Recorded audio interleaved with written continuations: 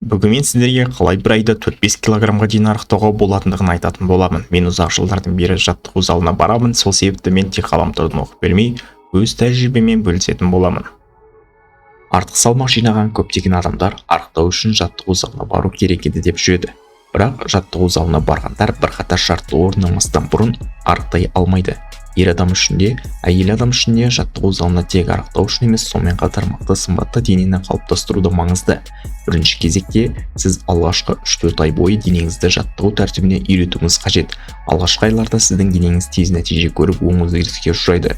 3-4 ай қатысып біршама денеңіз үйренген соң сіз жасау керек ең маңызды нәрсе ол денеден толықтай артық майды жойып, орнына бұлшықет қалыптастыру. Оны сушка деп атайды.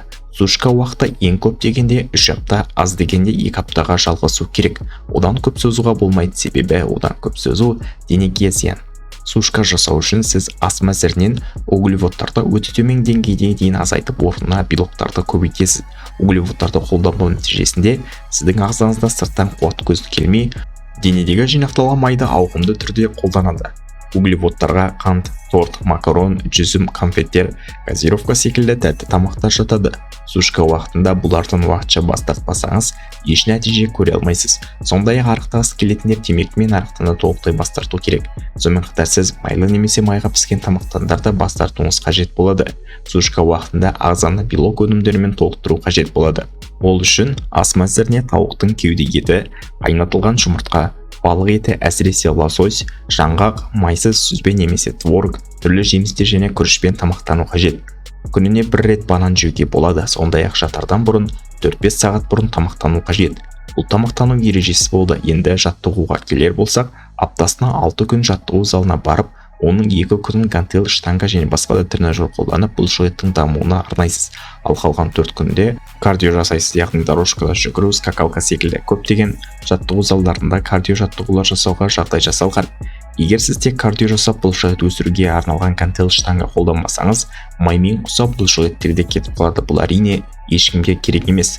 Бұның бәрі неге жасалады? Сіз 3 апта бойы тек белоктан құралған тамақтарды қолданып, углеводтарды құраушы тағамдардан бас тарту арқылы денеге арнайы жағдай жасап бересіз.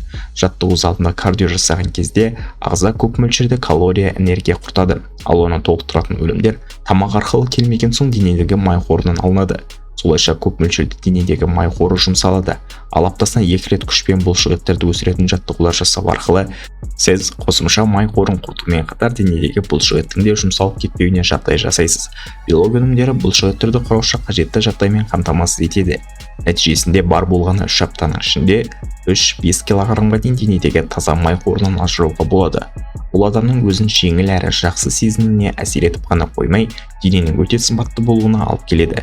Жарысқа қатысатын бодибилдерлердің барлығы жарыста майсыз таза бұлшықетпен көріну үшін сушкадан өтеді.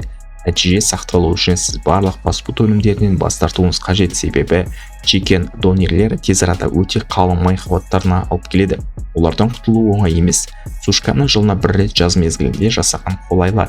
Ескеретін жағдай, егер сіздің бүйрек бауырыңыз ауыратын болса, бірінші дәрігермен ақылдасып алу қажет.